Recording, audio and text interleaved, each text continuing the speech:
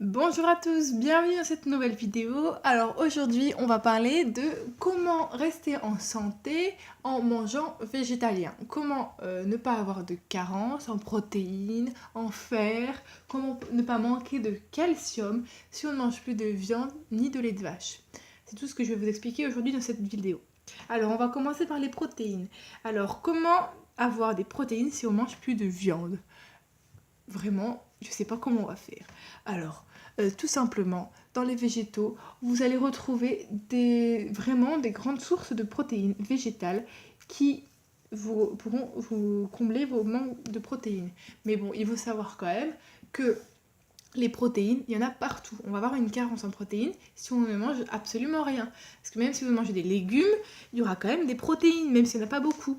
Voilà. Et après, si vous ne faites pas non plus du sport en excès, enfin beaucoup de sport, vous n'avez pas besoin non plus de faire attention tout le temps à vos protéines, si vous en avez assez ou pas.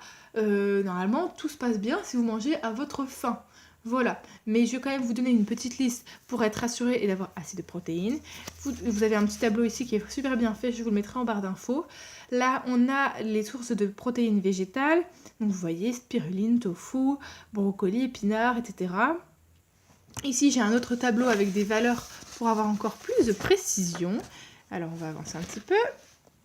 Alors, voilà, le soja, 38 grammes de protéines pour 100 grammes. C'est encore plus que pour la viande qui doit être à peu près à 20 grammes de protéines pour 100 grammes. Après, vous avez le seitan, par exemple, ici. Ça contient énormément de protéines. Le seitan se fait à partir de gluten de blé. Voilà, c'est une préparation.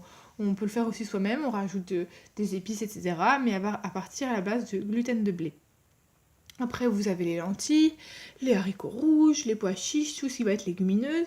Et aussi dans les graines, vous allez trouver énormément de protéines dans les graines. Comme par exemple les graines de chia. Vous voyez ici, là on est à 16 grammes de protéines pour 100 grammes. Les graines de chia sont également extrêmement riches en plein d'autres vitamines comme en oméga 3. Voilà, c'est extrêmement bon pour la santé. Après, vous voyez les graines de chanvre, les cacahuètes aussi qui sont extrêmement riches en protéines. Et ces protéines-là sont... en fait, les protéines, c'est quoi? C'est des acides aminés. D'abord, on mange des acides aminés et ensuite, c'est transformé en protéines dans notre corps.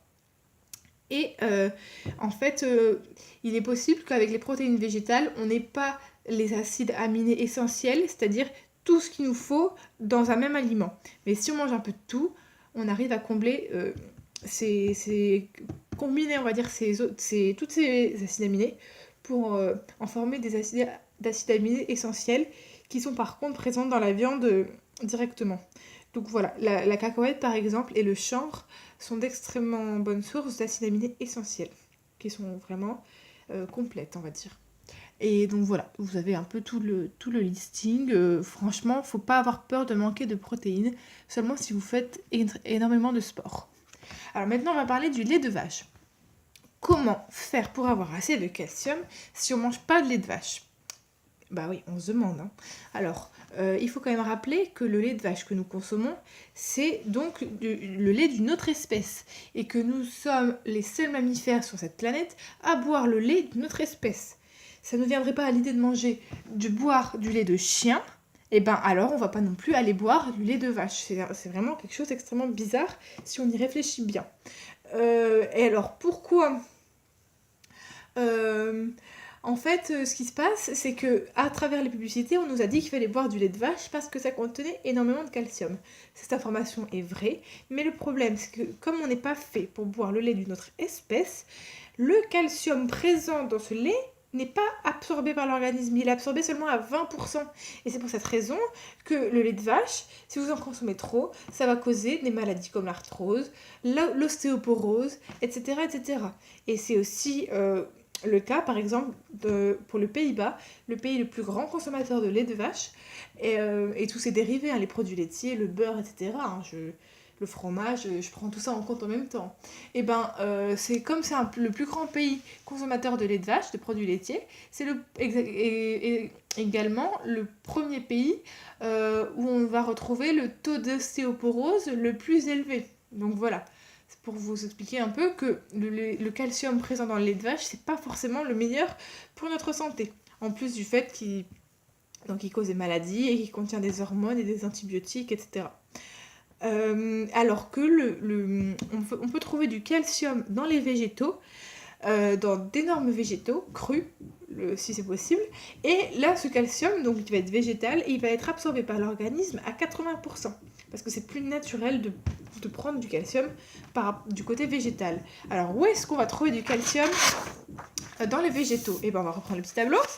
Alors, où est-ce qu'on va avoir du calcium? Surtout dans le tofu, c'est-à-dire dans le soja. Les amandes, les noix, il y en a ici également beaucoup de calcium dans les choux, tout ce qui va être choux de Bruxelles, choux-fleurs, etc. Il y aura énormément de calcium. Dans les brocolis, dans les poires aussi, là il n'est pas marqué je crois, mais il y en a aussi beaucoup dans les poires. Les haricots blancs également, les épinards, les oranges, les figues, voilà. Vraiment, vous aurez beaucoup de calcium là-dedans. Et le mieux, c'est quand même de les consommer crus, en entrée par exemple, ou je sais pas, voilà. D'éviter de trop cuire les aliments parce que ça enlève les nutriments. Voilà. On va passer au fer puisque c'est l'autre partie, l'avant-dernière partie du tableau. Alors, c'est vrai que dans la viande, on peut trouver du fer, surtout dans la viande rouge. Ce fer est héminique. Le fer végétal est un fer non héminique, mais ça ne nuit en rien à l'absorption de ce fer et au fait qu'on puisse manquer de fer en mangeant des végétaux. Alors, ça c'est valable pour tout le monde, qu'on mange de la viande ou pas. Pour absorber le fer plus facilement, il faut prendre de la vitamine C. Alors, le mieux, le plus normal, c'est de prendre la vitamine C au travers de fruits et légumes crus et frais. Voilà, c'est parce que cette vitamine, elle est quand même assez fragile.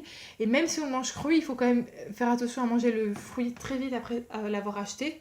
Parce que il est presque perdu dans les fruits une fois qu'on l'a cueilli. 3 jours après qu'on les cueilli, il n'y a plus beaucoup de vitamine C dans les fruits. C'est aussi pour cette raison qu'il est meilleur pour la santé d'acheter des fruits et légumes locaux en circuit court pour être sûr que le transport n'a pas été extrêmement long et toutes les vitamines soient perdues. En plus du fait qu'acheter local, ça permet aussi de donner de l'argent aux petits producteurs du coin et de limiter la pollution. Oui, oui, donc excusez-moi. Vous allez trouver aussi, ça va être extrêmement bien d'acheter des fruits et légumes locaux parce que ça va réduire la pollution liée au transport, etc. Donc pour en revenir au fer et la santé, pour absorber mieux le fer, il faut prendre de la vitamine C. Et donc voilà, si vous avez aucun fruit chez vous, vous pouvez prendre des comprimés, mais c'est quand même extrêmement dommage parce que prendre des vitamines comme ça séparément, c'est moins bien absorbé que si vous prenez un fruit dans lequel vous allez absorber de la vitamine C, mais aussi plein d'autres nutriments, des minéraux, des fibres, et tout ce mélange, ça va permettre au corps d'assimiler mieux les nutriments et les vitamines. Voilà, après aussi, ce qu'il faut faire attention, c'est de ne pas consommer de café, de thé et de chocolat après les repas. Parce que ce sont des inhibiteurs du fer. C'est-à-dire que si vous les consommez juste après le repas, alors que vous venez de manger des lentilles, par exemple, dans votre plat, le fer présent dans les lentilles sera moins bien absorbé, puisque vous aurez consommé ces produits comme le café, le chocolat et le thé, qui contiennent de la caféine ou de la théine, des inhibiteurs du fer. Voilà. Après, où est-ce qu'on va trouver du fer dans les végétaux? Alors, on a encore une autre petite liste ici. Vous voyez, il y en a, comme je vous le disais tout à l'heure, dans les lentilles, dans les pois chiches, le cassis, aussi les épinards. Alors attention, on va bien voir. Le quinoa aussi, extrêmement grande source de fer. Les fruits secs aussi, ça c'est vrai. Le sésame. Voilà, après si vous mangez varié, équilibré, des produits frais, sains et locaux composés majoritairement de végétaux, vous n'aurez aucun souci, aucun problème de carence. Hein, voilà, c'est vraiment... si par contre vous mangez végétalien mais que vous mangez tout le temps des pâtes à l'huile ou des produits transformés, ça existe, hein, des produits transformés véganes comme par exemple les spéculoos ou les Oreos, voilà, là vous aurez des problèmes. Mais c'est comme tout, faut équilibrer, faut manger des fruits et légumes frais et locaux, et là vous n'aurez aucun problème parce que si vous mangez varié et diversifié, vous n'aurez pas de problème de carence en protéines, en fer ou en calcium ou quoi que ce soit. Voilà. Et enfin, là, on a encore un troisième un dernier tableau, c'est pour les lipides. Voilà, alors le mieux c'est quand même de prendre des lipides voilà, d'origine végétale et surtout d'éviter tout ce qui va être les huiles, parce que les huiles en fait c'est composé de 100% de lipides. Vous n'avez aucun nutriment, aucune fibre, aucune vitamine dans les huiles. Alors des fois on ne peut pas faire autrement quand on cuisine les gâteaux par exemple, sauf pour quelques gâteaux où on peut mettre par exemple de la purée d'amande à la place du beurre. Ou voilà. Mais sinon, ouais, des fois dans les gâteaux on est obligé de mettre de l'huile, mais sinon dans la cuisine de tous les jours, pour avoir sa source de lipides, qui est aussi essentielle à l'organisme, mais il ne faut pas non plus en abuser, il est préférable de consommer des noix, tout ce qui va être oléagineux, noix de cajou, amandes, noix du Brésil, cacahuètes, noisettes, les noix, les olives. Après, il y a marqué avocat. Oui, c'est vrai que l'avocat, c'est une bonne source de lipides. Mais le problème, c'est que la production nécessite énormément d'eau et c'est vraiment une catastrophe environnementale. Bon, après, il y a plein de facteurs qui rentrent en compte. On fait son choix en conscience par rapport à ce qu'on peut faire nous. Mais voilà, je vous le dis quand même. Et donc voilà, tous ces oléagineux vont contenir des lipides, à peu près 50 à 70%. Mais tout le reste, ça va être des nutriments et des bonnes vitamines. Par exemple, les amandes, vous aurez 50% de graisse et le reste, vous allez pouvoir avoir du calcium, par exemple. Pareil pour les noisettes, alors du fer, etc. Voilà, vous pourrez avoir plus de nutriments si vous prenez vos lipides à travers des noix et des oléagineux. Voilà, voilà. Eh bien, écoutez, c'était tout pour cette vidéo. Si vous voulez des recettes pour savoir comment cuisiner végétalien et en bonne santé, et rester en bonne santé, je vous en ai mis quelques-unes sur ma chaîne YouTube. Sinon, je vous mets en lien le site Vegan Pratique sur lequel vous pourrez retrouver plein de recettes et aussi des conseils sur l'alimentation végétalienne en général. Donc voilà, c'était tout pour cette vidéo. J'espère qu'elle vous aura plu. Et moi, je vous dis à la prochaine!